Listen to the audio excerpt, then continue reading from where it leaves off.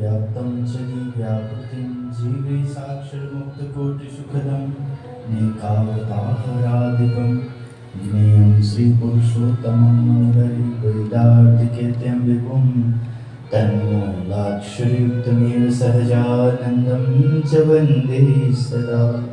श्री स्वामीनारायण भगवान की जय जय जय। आइए, देवसैनी एकादशी निर्जला उपवास रविवार की सभा, महापूजा, सत्संग कथा और योग कार्यक्रम। करो योग, रहो निरोग। योग अपनाएं, दुख को भगाएं।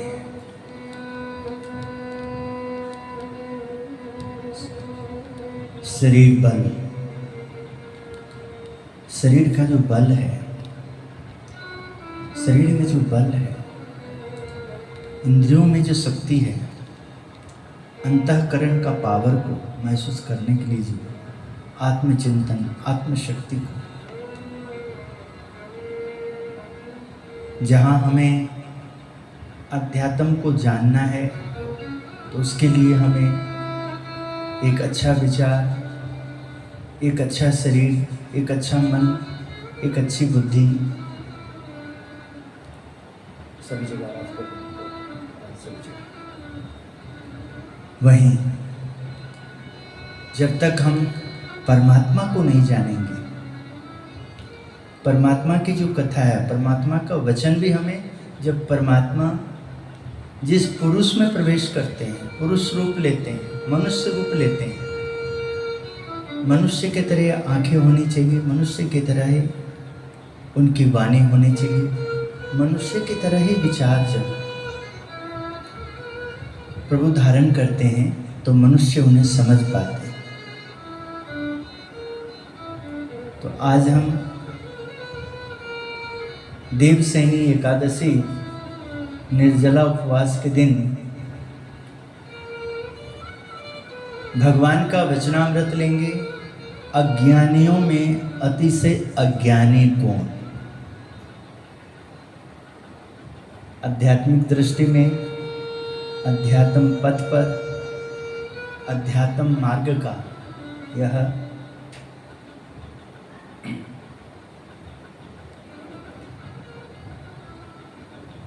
ऐसी औषधि है अपने अज्ञान को मिटाने का। पक्के सब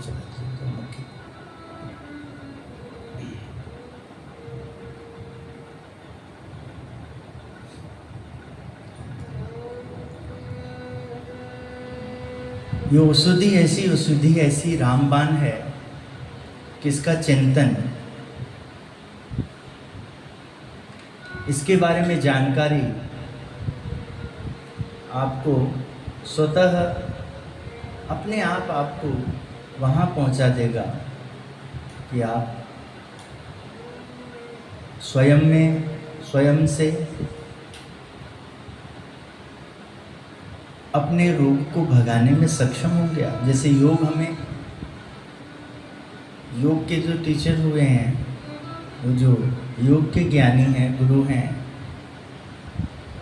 उनको सीख रहे हैं और आगे वो सिखा रहे हैं। जब हम उसको स्वयं करते हैं तब लाभ होता है। केवल देखने से, केवल वाह कर देने से हमें सुख नहीं मिलता है। हाँ, तारीफ हो रही है, अच्छी बात है, किंतु जब वो स्वयं में हम वैसा हमारा आचरण में आराम होने लग जाता है तो अपने आप मनोबल हमारा बढ़ता है, आत्मबल हमारा बढ़ता है और आत्मा का जो शक्ति है वो हमारे मन के माध्यम से इंद्रियों में जैसे आने लगता है तो अपने आप हम एक एक स्टेप पे, एक एक पड़ाव पे हम स्वतः, इसका ऊपर ही था दोनों माइक का वही है, उसी में है स्टैंड। तो आइए, हम जानने का प्रयास करते हैं, समझने का प्रयास करते हैं। अज्ञानियों में अति से अज्ञानी को भगवान स्वामीनारायण सहजानंद स्वामी महाराज के रूप में, श्री जी महाराज के रूप में गुजरात में परमात्मा दादा के दरबार में विराजमान है और कथा हो रही है। संवत 1876 पौष शुक्ल द्वितीया 19 दिसंबर 1819 को श्री जी महाराज गढ़रा स्थित दादा खाचर के राजभवन में पूर्वी द्वार के कमरे के बरामदे में गद्दी तकिया रखवा कर विराजमान थे। उन्होंने अपने मस्तक पर सफ़ेद पाग बांधी थी जिसमें पीले फूलों का तोड़ा लगा हुआ था। बेकंठ में पीले पुष्पों का हार तथा दोनों कानों में सफ़ेद और पीले पुष्पों के गुच्छ धारण किए हुए थे। उन्होंने सफ़ेद साल ओढ़ रखी थी और काले पल्ले की धोती पहनी हुई थी। वे कथा पाठ करा रहे थे।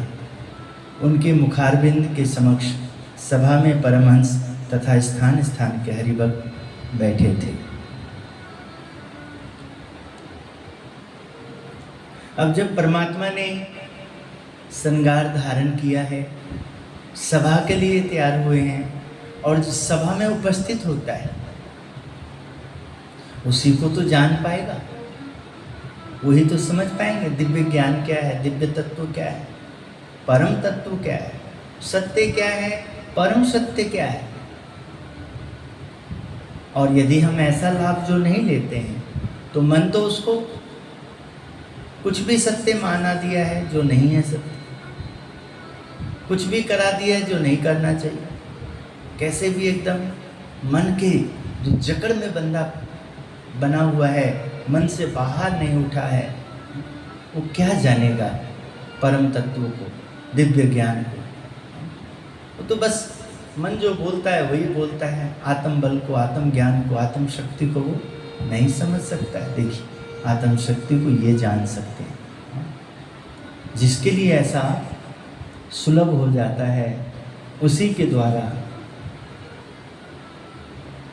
दिव्य सभापति राय बैठे, दिव्य सिंहासन,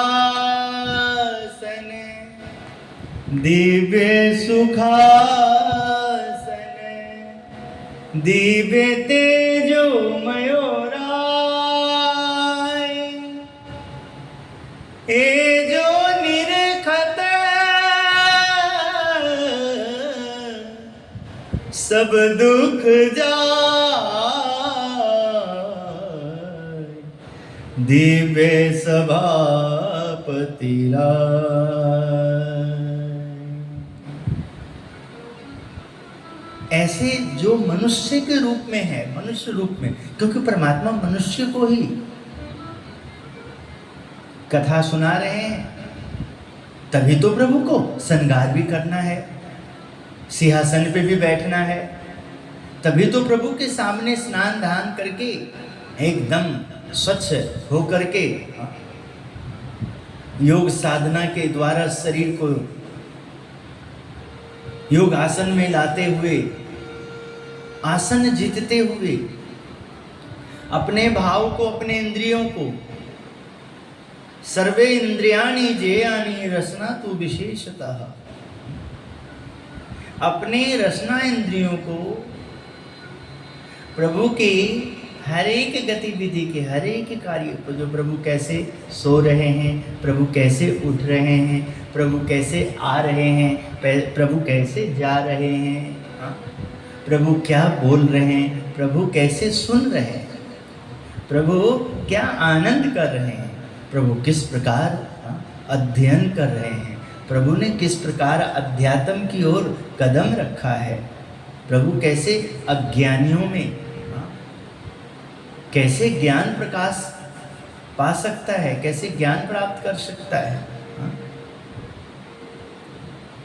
उस समय स्वामी श्री सहजानंद जी महाराज बोले कि सुनिए, सबसे एक प्रश्न पूछते हैं, तब समस्त हरि भक्तों ने हाथ जोड़कर निवेदन किया, पूछिए। तब श्री जी महाराज बोले, अज्ञानियों में अति से अज्ञान कौन है? गडरा प्रथम प्रकरण 20 का वचनामृत देखिए क्या कहते हैं। अज्ञानियों में अति से अज्ञानी कौन? यह सुनकर सब विचार करने लगे, परंतु कोई भी उत्तर ना दे पाया।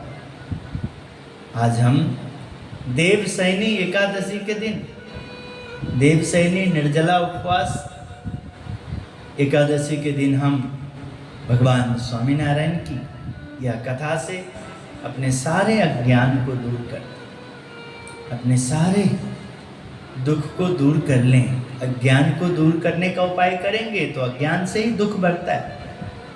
अज्ञान कैसे दूर होता है? जैसे इसको जानने का प्रयास करेंगे तो अपने आप ज्ञान समग्र रोम रोम में प्रकाशित हो जाएगा।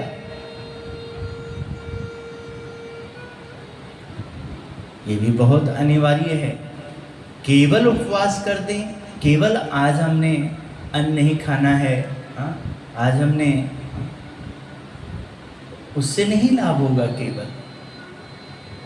किंतु जब हम जानेंगे कि हम व्रत किस लिए करते हैं, उपवास किस लिए करते हैं, जब हम जानेंगे कि देवालय में हम जो जाते हैं हम किस लिए जा रहे हैं, ये बुलावा हमें कैसे आया, हमारे मन में, हमारे विचारों में, हमारे ध्यान में, हमारे आचरण में जब देव का स्थान आ जाता है, देवादिदेव देव का स्थान आ जाता है, तो आपो आप बोलिया श्री हरि रे, सांभलो नर नारी हरिजन, मारे कवार तारे, सोने सांभल व्यानुच मन, मारी मूर्ति रे, मारा लोक भोगने मुक्त, सर्वे दिव्य छेरे, त्या तो जोयानु छेजू।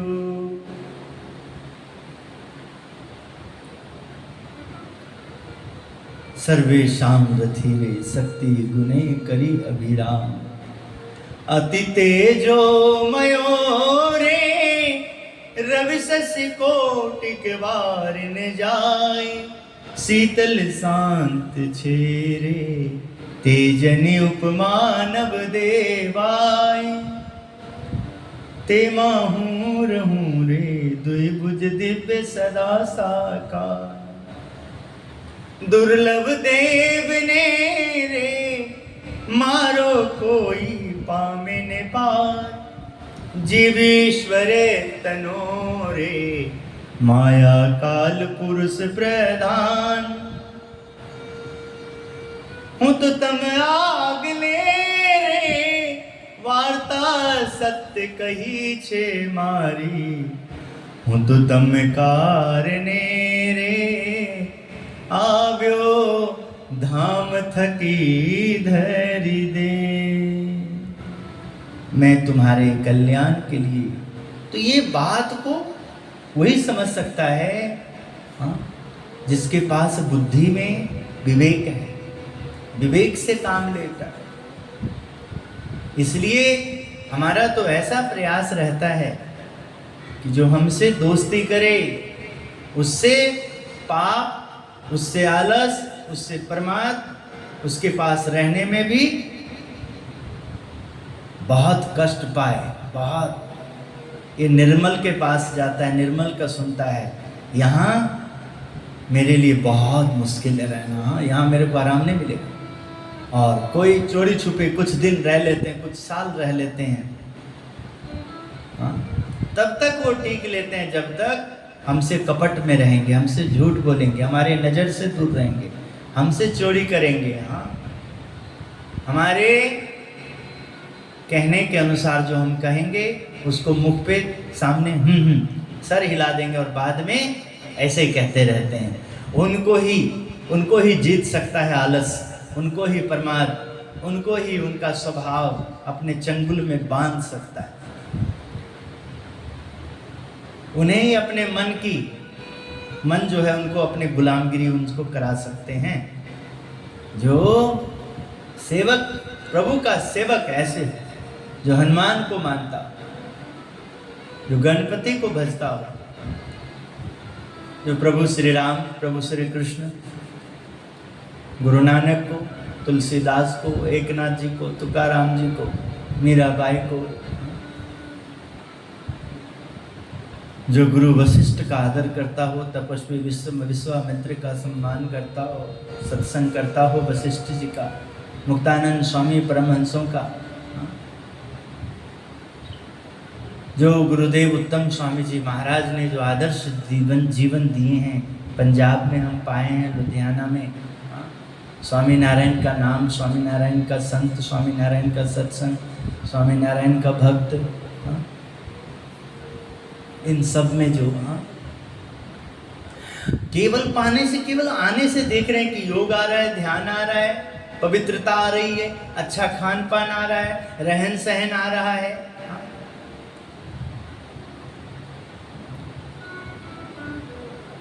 होता है। कईयों बेचारे दुखी रहते हैं बहुत दिन तक, कारण कि वो गलत समय पे सोना, गलत समय पे उठना। हम कहते हैं हर हाल में उठ जाइए, भले 3 बजे सोइए, 4 बजे आपका काम, फिर सारा दिन में आपके पास मौका तो है, शरीर को तो आराम तो देना ही है। जब आपका रात का ही काम है तो दिन में सोना, पर सुबह क्यों सो रहे हो?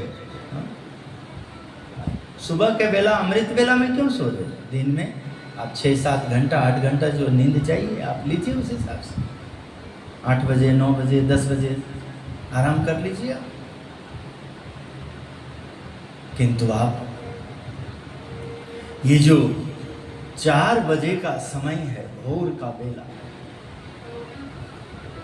4 से जो 7 बजे का समय है, 4 बजे हर हाल में उठने का जरूरत है, बहुत जरूरी। और 7 से 8 बजे तक में है एकदम आपका ध्यान, पूजा, योग, प्राणायाम इत्यादि सभी कार्य आपका सुबह का संपन्न हो जाना चाहिए। शरीर में 4 बजे हर हाल में आलस नहीं होना चाहिए। चाहे आप 3 बजे उठिए, 2:30 बजे उठिए या 4 बजे उठिए, तो हर हाल में 5 बजे तक में आपका शरीर फुर्तीला हो जाना चाहिए।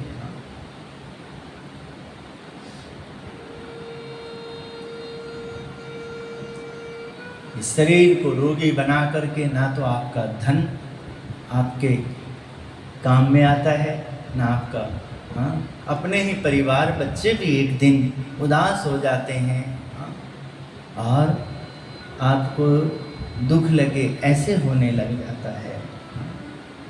घर में भी चैन नहीं रहता है। करें तो अब क्या करें? और यदि आपने शरीर को ठीक रखा तो स्वाभाविक है कि जैसे आपके जीवन में सद्गुरु संतों का स्थान है, तो आप जरूर अपने आप को आत्मज्ञान की ओर लेके जाओगे। हाँ, अतिशय अज्ञानी कौन अज्ञानियों में। हाँ,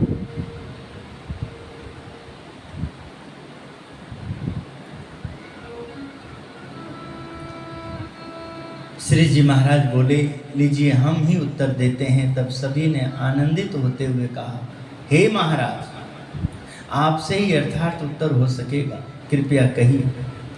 फिर श्री जी महाराज बोले कि इस देह में रहने वाला जीव रूप और कुरूप को देखता है। बाल्यावस्था, युवावस्था, वृद्धावस्था को देखता है। इस प्रकार वह अनेक पदार्थों को देखता रहता है, परंतु देखने वाला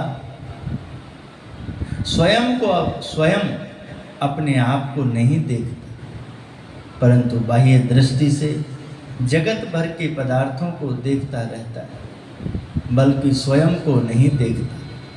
वही अज्ञानियों में अति से अज्ञानी है, जो अपने नेत्रों से अनेक प्रकार के रूपों का रसास्वादन करता है, उसी तरह श्रोत्र, त्वक, रसना तथा घ्राण इत्यादि इंद्रियों द्वारा विषय सुख का उपभोग करता है और उसी को जानता है, परंतु स्वयं ना तो अपने सुख को भोगता है और ना तो अपने स्वरूप को भी पहचानता है। वही समस्त अज्ञानों में अतिशय अज्ञानी है और वही सभी पागलों में अतिशय पागल है और वही मूर्खों में अतिशय मूर्ख है तथा वही समस्त नीचों में अतिशय नीच है। तथा सुकमुनि ने आशंका प्रकट करी कि क्या अपना स्वरूप देखना अपने बस की बात है? यदि यह अपने हाथ में हो तो जीव क्यों अतिशय अज्ञानी रहे? क्वेश्चन कितना सुंदर है, देखिए। हाँ, देखिए भगवान क्या उत्तर देते हैं। हाँ, क्या अपने हाथ में है सब बन सकते? क्या हम अपने अज्ञान को दूर कर सकते हैं? ज्ञान को प्राप्त कर सकते हैं? सत्य को समझ सकते हैं? स्वस्थ जीवन जी सकते हैं? पवित्र हम रह सकते हैं? जितेंद्रिय पुरुष कहला सकते हैं? क्या हम साधो वाह, क्या हम ऐसा कर सकते हैं? व्यवहार ऐसा हमसे हो सकता है? प्रभु कहते हैं, देखिए क्या इसके ऊपर। इस प्रश्न को सुनकर श्री जी महाराज बोले, जिसे सत्संग का सुयोग हुआ है उसे तो अपना अर्थात जीवात्मा का दर्शन अपने हाथ में ही है। उसने कौन से दिन अपने स्वरूप को देखने का पुरुषार्थ किया? जो उसने ना देखा वह तो माया के अधीन रहकर परवश होकर स्वप्न और सुसुप्ति अवस्था में अंतर्दृष्टि करके प्रविष्ट होता है, किंतु वह अपने आप की इच्छा से कभी भी अपने स्वरूप को देखने के लिए अंतर्दृष्टि नहीं करता। और जो जीव भगवान के प्रताप का विचार करके अंतर्दृष्टि करता है वह तो अपने स्वरूप को अत्यंत उज्जवल और प्रकाशमान देखता है तथा इसी प्रकाश के मध्य वह प्रत्यक्ष पुरुषोत्तम भगवान की मूर्ति को देखता है और वह नारद सनकादिक के समान सुखी भी हो जाता है। अतः हरिभक्तों में जो कसर रहती है वह तो उसके आलस्य के कारण ही रहा करती है। हाँ? जिसे सत्संग का सुयोग हुआ है उसे तो अपना अर्थात जीवात्मा का दर्शन अपने हाथ में ही है। तो सत्संग नहीं हुआ आपको तो स्वामी नहीं मिले आपको, संत नहीं मिले क्या, साधु नहीं मिले क्या आपको, तीर्थवासी नहीं बने क्या आप? हाँ? कोई आपको बताने वाला नहीं मिला क्या? कोई आपको टोकने वाला नहीं मिला? कोई आपको रोकने वाला नहीं मिला क्या? हाँ? किसी ने आपको कहा नहीं बेटा उठ जाओ सुबह हो गया है? कभी बोला नहीं? मम्मी ने नहीं बोला, माता जी ने नहीं बोला, कि पिताजी ने कभी डांटे नहीं दी? ये कोई समय है? सारा दिन इधर उधर, हाँ, सारी रात और सुबह,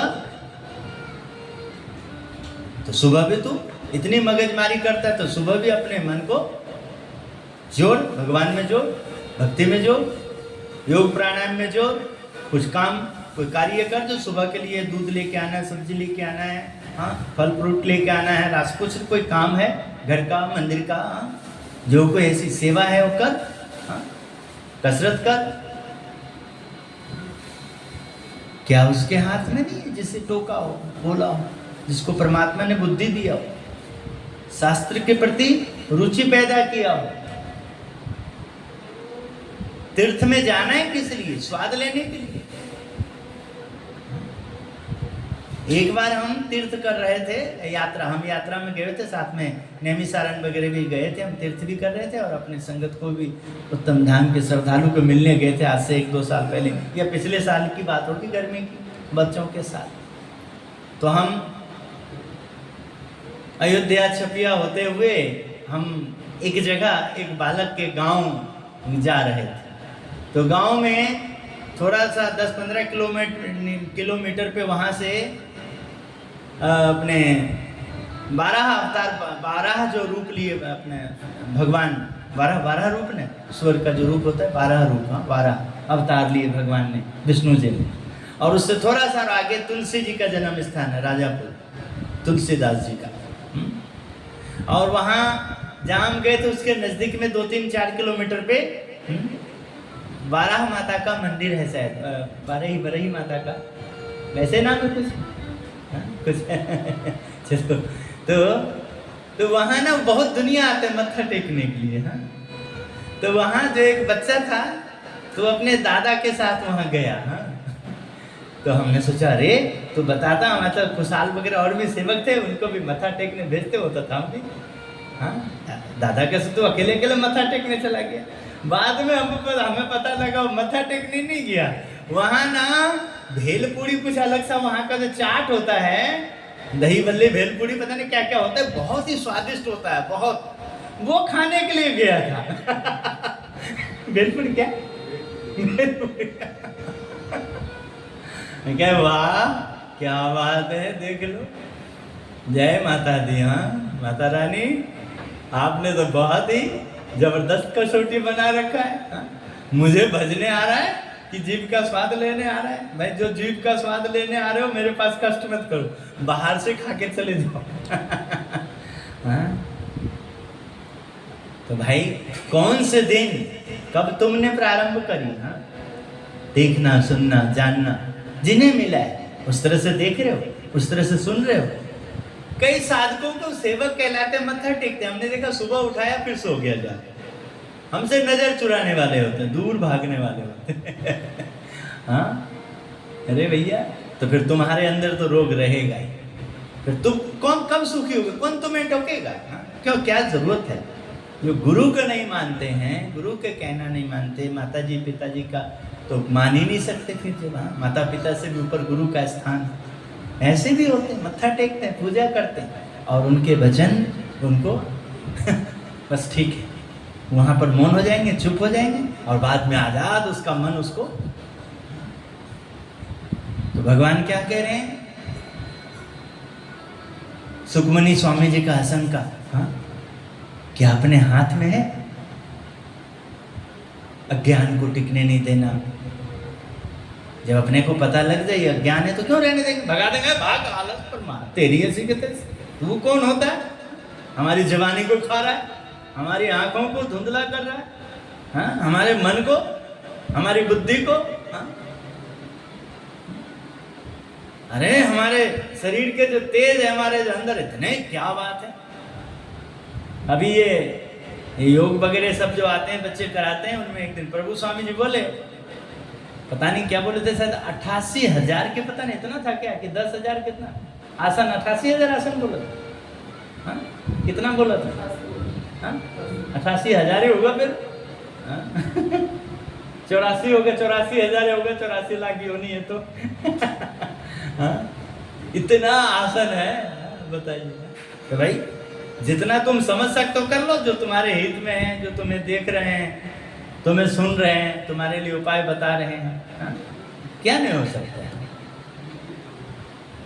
देखिए हम भी, देखिए 4 बजे के पहले से उठे हुए हैं, देखिए आप 8 बजने जा रहा है। हाँ? 4 घंटे में देखिए क्या नहीं हो गया है। कई सेवक सफाई उफाई करते हुए महापूजा की तैयारी सब में लगे हुए हैं, कई आसन के साथ देखिए हमसे भी, हाँ, बाग में जाके, हाँ, फूल वगैरह तोड़ के आए, घास पे चल के आए, फिर खूब देखिए सबके साथ आसन भी, हाँ, योगासन में भी गए हैं, हाँ, योग की क्लास में भी गए हैं सीखने के लिए, समझने के लिए। हाँ, और उसके बाद आरती में, आरती के बाद कथा में देखिए ठाकुर जी से हमें सुनने को मिल रहा है। कितने हजार आसन थे महाराज? 84 केवल की 84,000? 84,000, 84 लाख योनि है तो 84,000 आसन है। एक योनि में 1,000, कितना? 1,000। तुम्हें इस योनि में जन्म लियो तो 1,000 आसन सीख लो तो वैसे क्या मर्जी थे ना, 84 लाख योनि, 84 लाख ही आसन है, तितली आसन करते हैं। अच्छा 84 लाख है भैया, सब 84। आसन भैया, उनमें से छाट के मेन ले तो वही, मतलब पक्षी उड़ रहे, तितली उड़ रहे, सब आसन तो ही है। 84 तो सीख लो, 84 योनि में नहीं जाना है, तो जो जरूरी है वो 84 आसन को सीख लो, उसको याद कर लो, हाँ एकदम ठीक हो जाओगे। शायद लाइट गई हुई है शायद। महापूजा का समय हो रहा है, साधक जल्दी जल्दी महापूजा करें जी, अपने अपने सेवा में जारी रखें और कोशिश करें हर कार्य को संपन्न करना है, समय पे करना है, प्रयास करें हर हाल में, पहले से समय सब चीज़ का ध्यान दें। ये किया तो सब, नहीं तो मन आपको नचाएगा, मन का गुलाम बंदर बन जाओ फिर तो वो तो उसका तो अंत ही नहीं है, वे अंत इधर है। इधर आपने हाथ जोड़ा, प्रणाम किया, हाँ सूर्य प्रणाम किया, सूर्य नमस्कार किया आपने, उसमें भी 12 स्टेप है, सूर्य नमस्कार भी सीख लो, बहुत अच्छा लगता है सूर्य नमस्कार, हाँ बहुत आनंद आता है, बॉडी बहुत अच्छी हो जाती है, मुद्रा बहुत अच्छा लगता है सूर्य नमस्कार का। देखो अपने, हाँ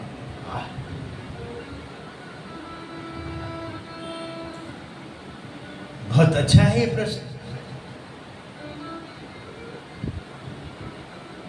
इस देह में भगवान ने जो बात करी आपके और आपके अंदर प्रश्न उठा, इस देह में जीव रूप और कुरूप को देखता है, बाल्य अवस्था, युवावस्था, वृद्धावस्था को देखता है,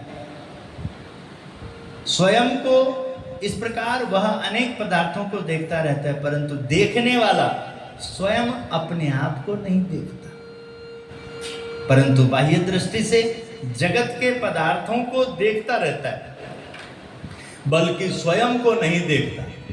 वही अज्ञानियों में अतिशय अज्ञानी है, जो अपने नेत्रों में अनेक प्रकार के रूपों को, स्वादों को देखता है, स्वादों को करता है। उसी तरह श्रोत्र, त्वक, रसना तथा घ्राण इत्यादि इंद्रियों द्वारा विषय सुख का उपभोग करता रहता है, उसी को जानता है, परंतु स्वयं को ना तो अपने सुख को भोगता है स्वयं, और ना तो स्वरूप को भी पहचानता है कि मैं कौन हूँ।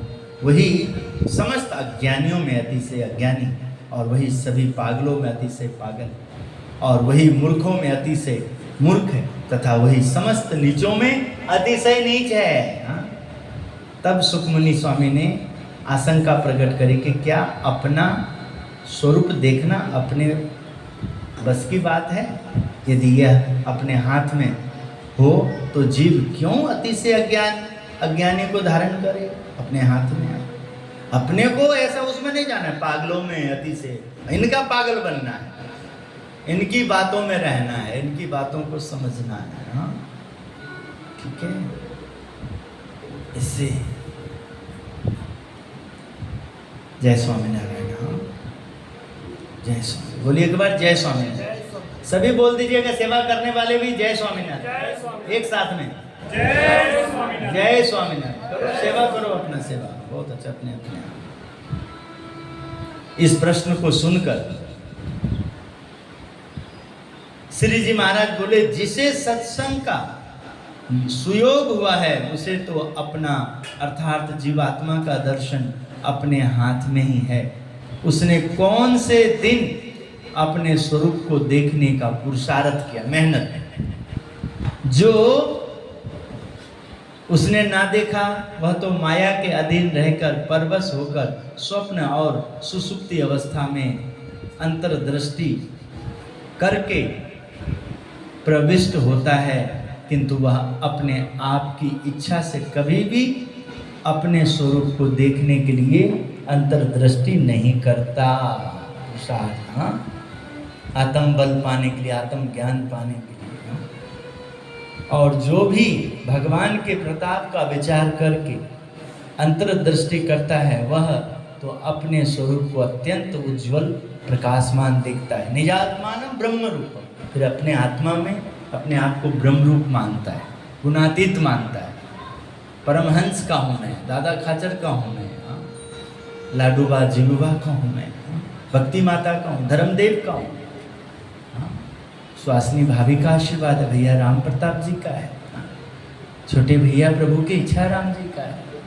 चपिया धाम की यादें, गोंडल की, गढ़पुर धाम की, पिपलाना धाम की, जेतपुर धाम की, सारंगपुर धाम की, अटलादरा, बोटाद, वो धोलेरा, वरताल धाम की, कालीपुर धाम की, जितने योगी धाम की, उत्तम धाम की, सापोचासन धाम की, जहाँ जहाँ प्रभु के स्वरूप जो जो अपने सामने आते हैं, सहजानंद स्वामी, गुणातीतानंद स्वामी, भादरा,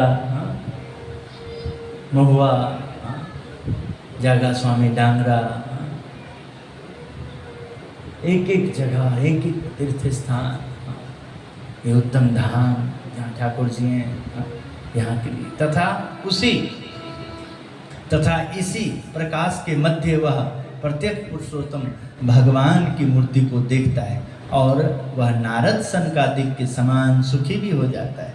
अतः हरिभक्तों में जो कसर रहती है वह तो उसके आलस्य के कारण ही रहती है। इति वचनामृतम गढ़ा प्रथम 20 प्रकरण। अज्ञानियों में अति से अज्ञानी कौन का यह वचनामृत। श्रीपतिम श्रीधरम सर्वदेवीश्वरम भक्तिधर्मात्मजं वासुदेवं हरे माधवं केशवं कामदं कारणं स्वामिनारायणं नीलकंठं भजे। जय स्वामिनारायण।